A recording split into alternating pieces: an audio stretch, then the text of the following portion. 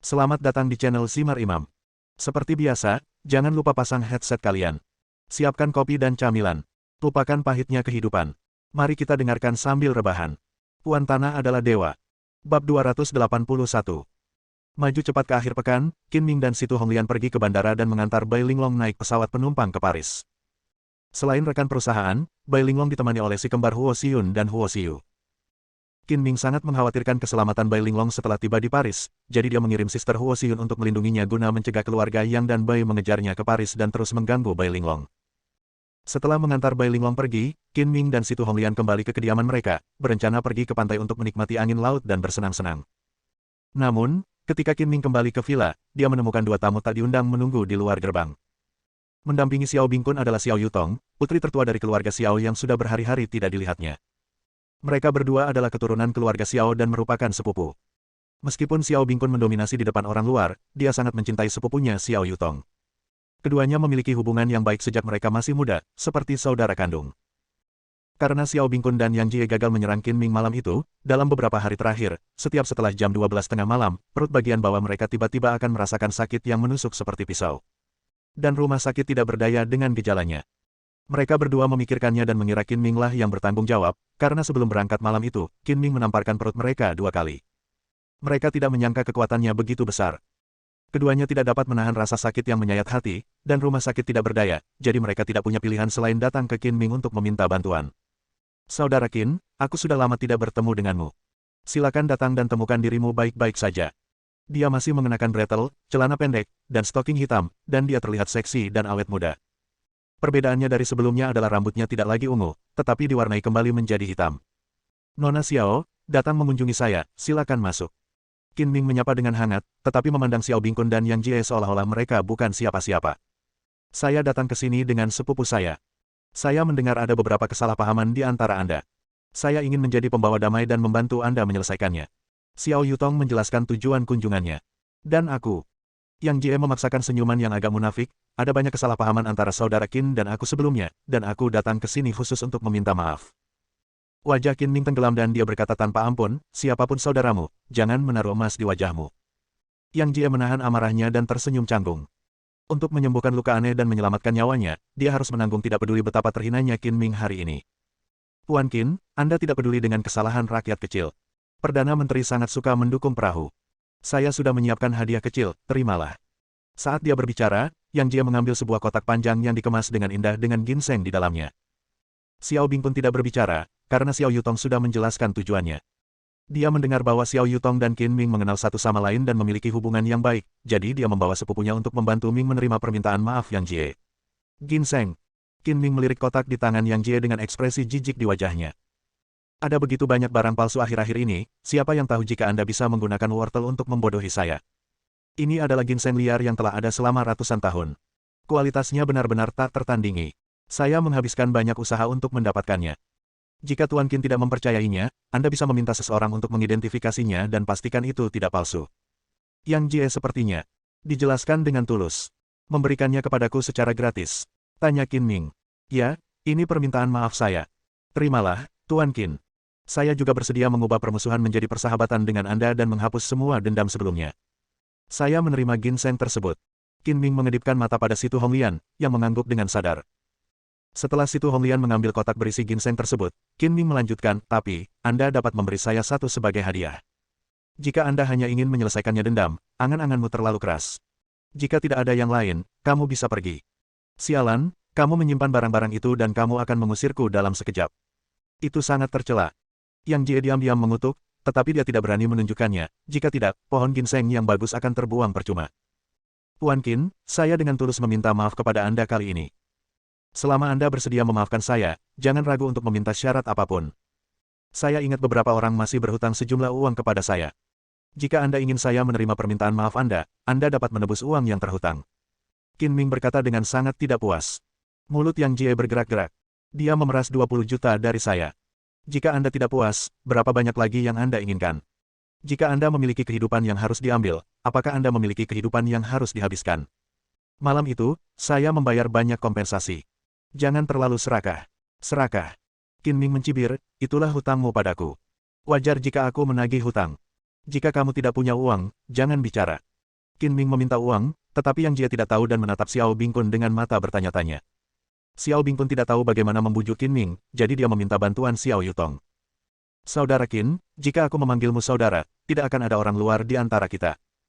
Xiao Yutong berkata, aku baru saja mendengar tentang dendam antara kamu dan sepupuku, jika tidak, tidak akan ada kesalahpahaman. Malam itu, mereka tidak melakukannya. Menyakiti siapapun. Kehilangan uang terserah padamu, jadi lupakan saja. Oke. Qin Mingyan berkata, karena Sister Xiao berkata demikian, saya akan memberi Anda wajah. Saya tidak akan mengejar uang hutang saya untuk saat ini. Kalian berdua akan lebih jujur kepada saya di masa depan. Jika Anda masih melakukannya berani tidak jujur, jika saatnya tiba, saya akan mendapatkannya kembali dengan semua uang dan bunganya. Ya, saya berjanji untuk membatalkan semua keluhan sebelumnya dengan Tuan Qin. Tidak peduli siapa yang benar atau salah, itu akan berakhir dan hilang. Yang Jie buru-buru menyatakan posisinya, dan bagaimana menyelesaikan keluhan di masa depan. Kebencian untuk merebut istrinya tidak dapat didamaikan. Aku juga berjanji bahwa kamu dan aku akan mengakhiri semua keluhan kita sebelumnya dan hidup damai satu sama lain di masa depan. Xiao Bingkun bersumpah. Qin Ming mengangguk dan berkata sambil bercanda, oke, mari kita berhenti bertele-tele. Kali ini kamu di sini bukan hanya untuk meminta maaf. Jika ada yang ingin kamu katakan, katakan saja. Dalam beberapa hari terakhir, sepupu saya merasakan sakit di perut bagian bawah segera setelah pukul 12 malam. Mohon minta saudara Qin untuk menyembuhkan sepupu saya. Jika dia dapat disembuhkan, saya berhutang budi kepada Anda. Terima kasih kamu sangat. Xiao Yutong berkata dengan serius. Bukannya aku tidak ingin memberimu wajah. Orang yang terlibat tidak mengatakan apa-apa. Bagaimana kamu ingin aku memperlakukannya? Qin Ming mengerutkan kening, dan kesenangan dimulai di dalam hatinya. Tuan Qin, tolong bantu saya mengobati luka saya. Jika sudah sembuh, saya berhutang budi kepada Anda. Yang Jie berkata dengan tergesa-gesa. Saya tidak mengobati luka, hanya penyakit. Jika Anda tidak sakit, bagaimana saya bisa mengobati Anda? Kata Qin Ming sambil bercanda. Saya. Wajah Yang Jie tiba-tiba menjadi pucat, dan dia berkata dengan susah payah, saya sakit, mohon minta Tuan Qin untuk merawat saya. Akhirnya akui bahwa kamu sakit, dan kamu masih sakit. Penyakitnya tidak serius. Untungnya, Anda telah bertemu dengan saya, seorang ahli yang ahli dalam mengobati penyakit yang sulit dan rumit. Jika tidak, cepat atau lambat, Anda akan sakit parah dan tidak ada obatnya. Qin Ming mengejek dengan liar. Wajah Yang Jie membiru, putih, dan merah. Dia berani marah tetapi tidak berani berbicara. Bagaimana denganmu? Qin Ming menoleh untuk melihat Xiao Bingkun dan berkata sambil setengah tersenyum. Aku juga sakit. Tolong obati aku, Tuan Qin. Wajah Xiao Bingkun tidak terlihat lebih baik, wajahnya merah dan telinganya merah. Melihat kedua orang ini begitu tunduk pada Qin Ming sehingga mereka bahkan tidak berani kentut, Si Tu Honglian tidak bisa menahan tawa, diam-diam mengutuk bahwa Anda pantas mendapatkannya, yang membuat Anda menyinggung saudara Qin. Dengan asumsi kalian berdua sadar diri, sejujurnya, rasa sakit yang parah di perut bagian bawah memang disebabkan oleh saya. Kalian akan jatuh sakit setelah tengah malam setiap hari dan menanggung rasa sakit yang lebih buruk dari kematian sampai kalian mati. Rasa sakitnya. Qin Ming bangga. Dia berkata, lagi pula, saya tidak membual. Tidak ada seorang pun di dunia ini yang dapat membantu Anda menyembuhkannya kecuali saya. Jika Anda tidak mempercayai saya, Anda dapat mencobanya. Tidak perlu mencoba, kami yakin metode Tuan Qin luar biasa dan unik di dunia. Yang Jie memuji di luar keinginannya. Tuan Qin memang seorang ahli super, saya sangat mengaguminya. Xiao Bingkun juga menyanjungnya. Dia benar-benar tidak tahan dengan omong kosong Qin Ming dan berkata dengan tangan di tangannya, tolong tanyakan pada Tuan Qin untuk mentraktirku. Aku akan berterima kasih banyak setelahnya. Kami akan berterima kasih nanti. Bukan tidak mungkin membiarkan saya mentraktir Anda. Anda harus menyetujui suatu syarat terlebih dahulu. Apapun syaratnya, selama aku bisa memenuhinya, aku setuju. Sederhana sekali, lepaskan Wu Sui dan jangan pernah mengganggunya lagi, kata Qin Ming dengan serius. Xiao Bingkun diam-diam menghela nafas lega, berpikir bahwa Qin Ming akan mengajukan beberapa kondisi yang tidak masuk akal, dan segera bersumpah, aku bersumpah demi Tuhan, aku tidak akan pernah mengganggu Wu Sui lagi di masa depan. Jika aku melanggarnya, Tuhan akan menyerang dengan 5 petir. Tidak ada dasar untuk apa yang kamu katakan. Biarkan Yutong menjadi saksi. Jika kamu melanggarnya, jika Tuhan tidak menghukummu, aku akan menghukummu juga. Kata Qin Ming tegas. Baiklah, aku akan memberikan kesaksian. Jika sepupuku menindas Wu Sui lagi, aku akan menjadi orang pertama yang memaafkannya. Xiao Yutong juga telah mendengar tentang tindakan Xiao Bingkun. Yang paling dia tidak suka adalah dia menindas wanita, katanya dengan serius. Oke. Saya sudah mengatakan semua yang perlu dikatakan, dan saya akan mulai mentraktir kalian berdua. Qin Ming menggerakkan tangan dan kakinya seolah sedang melakukan latihan persiapan. Xiao Bingkun dan Yang Jie saling memandang dengan wajah gembira. Setelah sekian lama berpura-pura menjadi cucu, mereka akhirnya sampai pada topik utama. Qin Ming tiba-tiba menepuk keningnya, aku hampir lupa. Merawat kalian berdua menghabiskan banyak tenaga. Biaya konsultasinya 5 juta. Dalam 3 hari lainnya, aku hanya bisa merawat satu orang. Kalian berdua bisa mendiskusikannya, siapa harus dirawat dulu. Berikan padaku dulu, aku punya uang. Tuan Qin, saya sudah menyiapkan uangnya, berikan kepada saya dulu. Baik Xiao Bingkun maupun Yang Jie tidak ingin menahan rasa sakit dan siksaan selama 3 hari berikutnya. Perasaan itu sangat tidak nyaman. Mereka berebut mendapatkan uang dan membiarkan Qin Ming merawat diri mereka sendiri terlebih dahulu. Saudara Qin, bisakah kamu memberiku wajah dan mentraktir sepupuku dulu? Bagaimanapun, kita punya beberapa persahabatan. Xiao Yutong berbisik di telinga Qin Ming, orang bernama yang adalah orang luar, biarkan dia mengandalkanmu mundur. Oke, kalian berdua, berhenti berkelahi. Qin Ming tidak memberikan wajah ini pada Xiao Yutong, dan berkata dengan tenang, kalian berdua bertengkar. Siapapun yang menang, aku akan mentraktirnya. Bab 282. Begitu Qin Ming mengatakan ini, Xiao Yutong mengedipkan mata ke arah Xiao Bingkun berulang kali, menunjukkan bahwa dia akan menyerang lebih dulu. Ayo bertarung, jangan coba-coba menabur masalah di antara kita. Xiao Bingkun mengatakan ini, tapi tiba-tiba dia mulai bertarung. Sebelum Yang Jie sempat bereaksi, dia meninju wajah Yang Jie dengan kejam. Yang Jie sedikit linglung karena pemukulan itu dan terhuyung-huyung. Xiao Bingkun mengambil kesempatan itu untuk menendang Yang Jie ke tanah lagi, lalu menunggangi Yang Jie, dan keduanya berjuang bersama. Qin Ming, di sisi lain, menyaksikan kesenangan itu dengan gembira, berada dalam lingkaran besar hanya untuk pertunjukan yang bagus sekarang. Setelah pertarungan ini, diperkirakan aliansi antara Xiao Bingkun dan Yang Jie pasti akan runtuh dan berubah menjadi permusuhan. Xiao Bingkun menyerang lebih dulu dan memanfaatkannya. Dia tidak punya banyak waktu dan menghajar Yang Jie hingga dia jatuh ke tanah. Meskipun Xiao Bingkun adalah seorang playboy, dia juga telah mempelajari beberapa jurus pertahanan diri, sedangkan Yang Jie adalah seorang playboy murni. Dia dikalahkan di luar dan dipukuli hingga pada dasarnya dia tidak dapat melawan. Yang Jie jatuh ke tanah, mengerang kesakitan dan berteriak bahwa Xiao Bingkun bukanlah apa-apa dan tercela. Xiao Bingkun menendang Yang Jie lagi, lalu mengepalkan tinjunya ke arah Qin Ming dan berkata dengan hormat, Tuan Qin, saya memenangkan pertarungan, tolong traktir saya. Benar. Sebenarnya, aku masih lebih memilihmu. Kita semua berasal dari Laut Cina Timur. Kita tidak bertemu saat kita melihat ke atas. Bahkan jika orang bernama yang menang, aku akan mentraktirmu terlebih dahulu.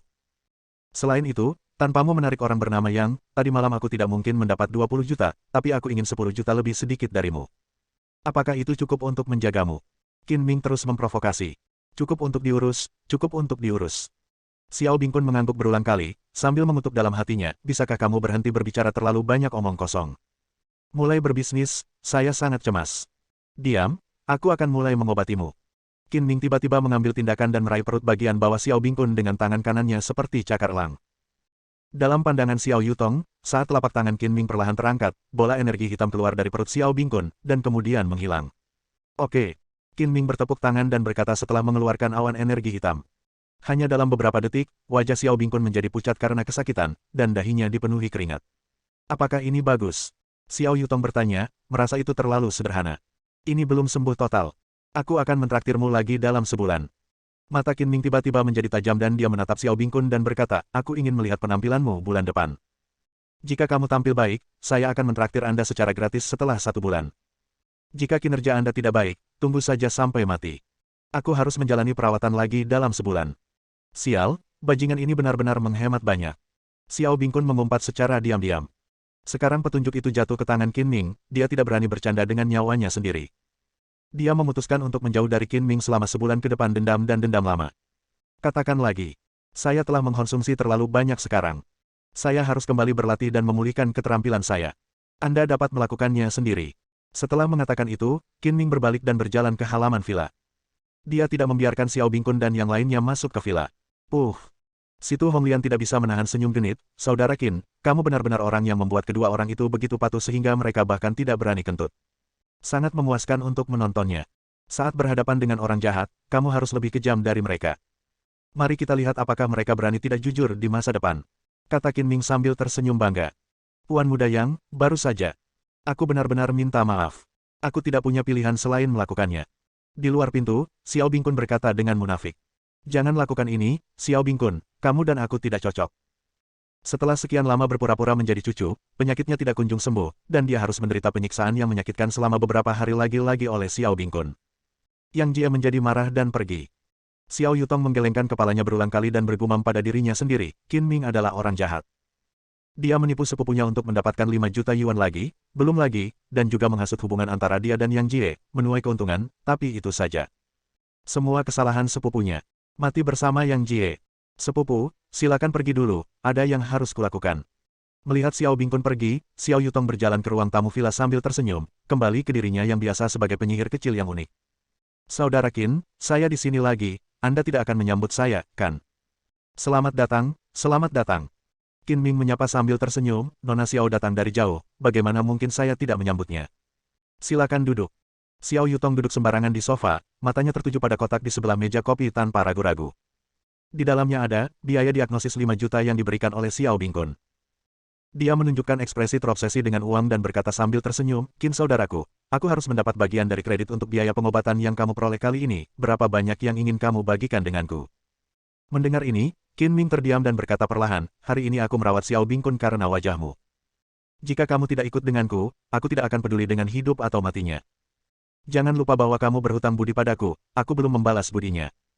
Qin Ming tidak mengatakannya dengan jelas, tetapi implikasinya adalah Anda masih berani membagi biaya konsultasi saya tanpa membalas budi Anda. Xiao Yutong berkata tidak puas, jika kamu benar-benar memberiku muka, kamu tidak akan membebankan biaya konsultasi sepupuku. Jika kamu menagih uang, bagaimana kamu bisa memberiku muka? Bukan saja aku tidak berhutang budi padamu, tetapi sebaliknya, Anda bisa mendapatkan jumlah yang sangat besar. Biaya konsultasi adalah tanggung jawab saya, dan jika saya membujuknya saat itu, sepupu saya pasti tidak akan membayar sepeser pun. Wanita adalah hewan yang tidak masuk akal, belum lagi wanita muda yang agak nakal dan keras kepala ini. Qin Ming tidak ingin berdebat dengannya lagi, dan berkata sambil tersenyum, oke, Anda mendapat bagian dari uang yang saya hasilkan hari ini, beritahu saya dan saya akan membaginya dengan Anda. Berapa banyak? Aku tidak ingin banyak. Aku bisa membagi setengahnya saat kita bertemu, kan? Kata Xiao Yutong licik. 250 untukmu. Bah, aku tidak mau 205. Xiao Yutong akhirnya menyadari bahwa setengah dari 500 adalah 250, itu bagus untuk dikatakan tetapi tidak bagus untuk dikatakan Anda manfaatkan, saya akan berumur 4 tahun dan Anda akan berumur 6 tahun, Mes. Ben-ben hanya 2 juta. Sekarang kamu sudah mengatakannya, aku tidak bisa pelit dan memberimu 2 juta. Kata Qin Ming dengan murah hati. Sebenarnya, uang itu gratis. Jika dia tidak memberikannya, dia mungkin tidak akan tahu. Berapa lama untuk terus mengganggunya? Kalau begitu aku tidak diterima. Xiao Yutong terkekeh, dan sebelum Qin Ming bisa melakukan apapun, dia membuka koper dan menghitung 20 tumpukan uang kertas merah senilai 110.000, dengan senyum gembira di wajahnya, dan mata penuh sukacita. Jangan mengira wanita muda ini dibutakan oleh uang. Aku tidak akan menerima uang ini dengan cuma-cuma. Jika kakakku punya rencana melawanmu di masa depan, aku berjanji akan memberitahumu secepat mungkin. Xiao Yutong itu pergi dan bergumam dalam hatinya, uang ini milik sepupuku. Ya, kamu tidak bisa memberikan tiket gratis kepada orang ini. Qin Ming mengerutkan bibirnya dan berkata dengan sopan, kamu punya uang, jadi aku tidak akan membiarkanmu makan siang. Kamu mendapatkan begitu banyak uang secara cuma-cuma dan mengapa kamu tidak mentraktirku makan? Pelit sekali. Xiao Yutong memutar matanya dengan jijik, aku akan memberimu kesempatan untuk mengubah caramu. Temukan restoran kelas atas di dekat sini dan traktir aku makan besar. Kamu tidak mengatakan apapun tentang milikku, tetapi kamu tetap memakan milikku, seolah-olah aku berhutang sesuatu padamu dari kehidupan sebelumnya. Qin Ming meratap tanpa daya. Dia tidak punya pilihan selain setuju untuk mentraktir wanita muda aneh ini makan malam. Saat itu hampir tengah hari, dan Qin Ming serta Xiao Yutong datang ke restoran elegan di dekat pantai untuk makan makanan laut. Xiao Yutong memesan meja penuh lobster, abalon, tripang, dan makanan laut berharga lainnya, cukup untuk 2 orang untuk makan lengkap. Tidak banyak yang terjadi di sore hari itu. Keduanya menyantap seafood dengan santai sambil mengagumi pemandangan laut yang cukup nyaman. Kamu tidak akan membiarkan makanan ini sia-sia. Aku akan mentraktirmu tempat yang menyenangkan di malam hari sebagai rasa hormat. Xiao Yutong berkata secara misterius sambil mengupas kulit lobster. Di mana? Qin Ming bertanya dengan santai. Menyenangkan sekali. Kamu akan mengetahuinya saat kamu pergi ke sana, kata Xiao Yutong dengan sengaja. Jika kamu tidak memberitahuku, maka aku tidak akan pergi. Kenapa kamu begitu pengecut? Apakah kamu takut aku akan menjualmu? Kata Xiao Yutong dengan penuh semangat. Qin Ming menolak menerima trik ini dan mengerutkan bibirnya dan berkata, itu tidak pasti. Saat Anda menjual saya akan membantu Anda menghitung uang dengan bodoh. Pengecut. Xiao Yutong mencibir. Dia menolak mengatakan kemana dia pergi. Qin Ming bertekad untuk tidak pergi, jadi dia hanya bisa mengungkapkan, apakah kamu pernah naik kapal pesiar mewah? Aku akan membawamu melihat dunia malam ini, makan dan minum. Saya sudah menanggung semua biaya akomodasi dan perjalanan. Apakah ada hal yang bagus? Qin Ming sangat ragu. Gadis ini tidak menjual obat yang bagus di labunya perlakukan kecuali matahari terbit di barat. Kamu tidak percaya padaku, Nona. Saya sudah membeli tiketnya. Xiao Yutong jelas datang dengan persiapan sambil mengeluarkan 2 tiket dari tasnya. Awalnya, seorang saudari yang baik berencana untuk menemaniku, tetapi dia mengalami keadaan darurat dan tidak bisa pergi. Sekarang lebih mudah bagimu. Selain itu, konferensi tinju hitam nasional diadakan di kapal, dan banyak master akan hadir. Itu akan terjadi pasti menyenangkan. Konferensi tinju hitam. Qin Ming melirik tiket itu dan melihat tulisan, Poseidon, tertulis di atasnya. Setiap tahun, kompetisi tinju hitam nasional diadakan di Neptunus, menarik banyak master tinju hitam dalam dan luar negeri untuk berpartisipasi mengadakan kompetisi geng. Untuk bisa menyelenggarakan acara black boxing seperti itu, bisa dibayangkan betapa kayanya latar belakang Neptunus. Konon, ia terkait erat dengan banyak keluarga besar di negara tersebut, namun terdapat perbedaan pendapat mengenai keluarga atau kekuatan mana yang dikendalikan. Kamu sangat terampil. Kamu adalah salah satu dari sedikit orang yang aku kagumi. Tidakkah kamu ingin bertemu dengan para master dari semua lapisan masyarakat dan bersedia menjadi katak di dalam sumur dan menjadi sombong? Penolakan, Xiao Yutong memuji dan menyemangati Sang Jenderal, jika Anda bersedia menjadi orang yang berpikiran sempit, meskipun saya tidak mengatakannya. Jangan memprovokasi saya. Saya tidak ingin melakukan ini. Bukankah Anda hanya ingin saya menjadi pengawal Anda dan biarkan saya melindungi Anda untuk menonton pertempuran, sehingga tidak ada yang akan mengganggu Anda? Dan Anda mengatakannya begitu dengan megahnya. Qin Ming mencibir secara bergantian. Meskipun aku bukan ahlinya, aku masih memiliki kemampuan untuk melindungi diriku sendiri, oke? Xiao Yutong membusungkan wajahnya dengan marah. Kamu masih bukan laki-laki, jadi beritahu aku apakah kamu akan pergi atau tidak. Bersambung.